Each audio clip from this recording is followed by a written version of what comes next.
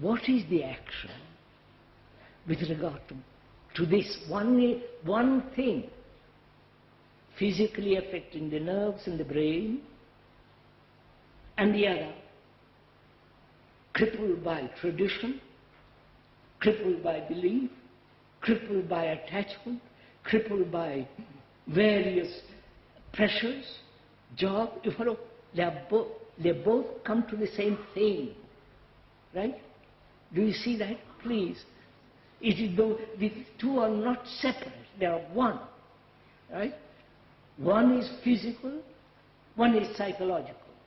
The physical brings about the psychological results, which is what is happening to most of us, which is psychologically we are crippled. Now what is the action? Right? Right, sirs? Shall I go on with it? Yes. Ah, you see? Conversation, you and I, together sharing it. Sir, from this would I have an insight that... No, just a minute, madam. Look, what... I will go into it, but we are going into it together. Not I go into it, you listen, then make an idea of it, and then pursue it. We are doing it together now. Right? So, monsieur, right, he's going to sleep. I'm going to it. That is, we are having a conversation between you and me. Don't bother about that gentleman, please. He's tired, he's had an accident, he's in pain, he must be tired. Leave him alone. Don't project your ideas onto him. Gosh. So, what is action with regard to this one thing? Human beings are crippled, right? Both psychologically and physically. Some are extravagantly crippled in both ways, others are medium, partial. And what is the action which will correct this thing? Is this clear? Now let's talk it over together. Why do we... no, wait a minute. Which is most important, the psychological aspect of this or the physical aspect of this?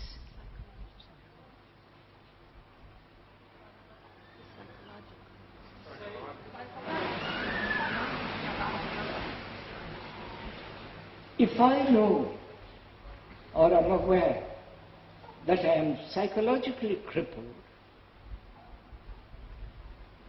and because I am psychologically crippled, it gradually affects my body.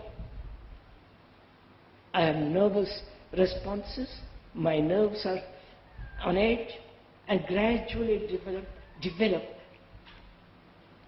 a sense of isolation. Follow? All the rest of it follows. If I am physically, it is the same thing. So, I am saying to which is more important to consider? First, the psychological state of being crippled or the physical state of being crippled. Do you understand? To which do we give importance? I know the man, who had an accident. He said, for God's sake, don't talk to me about psychology. I'm in pain. I've had an accident. If I'm psychological well, I have to do better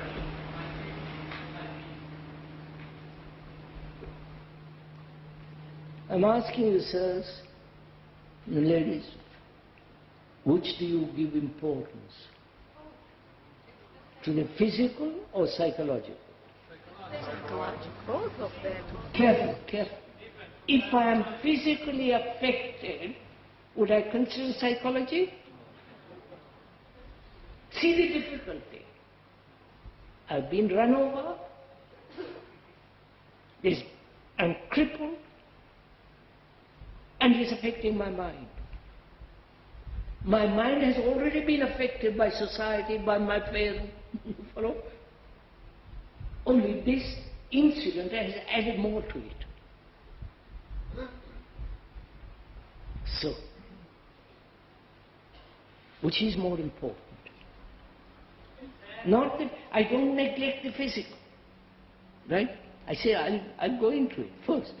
I'll go into it after I've understood whether I'm crippled psychologically or the physical is making me crippled psychologically. So I'm investigating the being psychologically crippled. The result of a physical accident, the result of living in a monstrous society,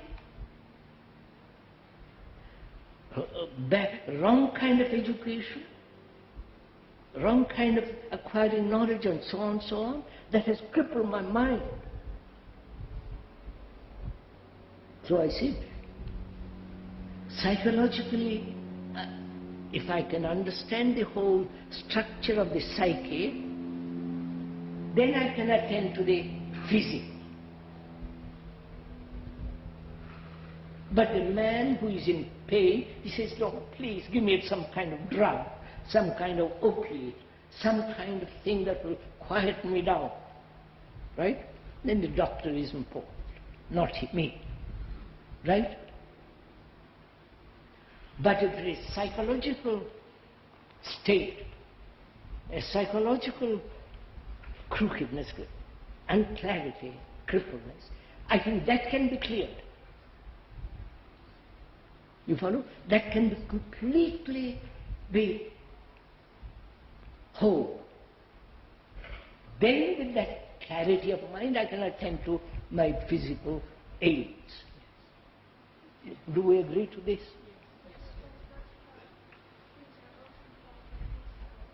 In relationship with violence or things like that, then it's much more difficult.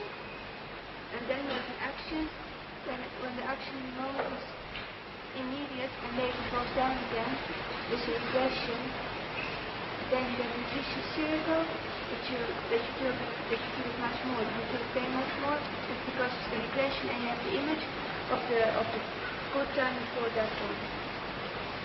Now I'm conscious, perhaps somebody who's heard, will be close near to you, can explain what you have said.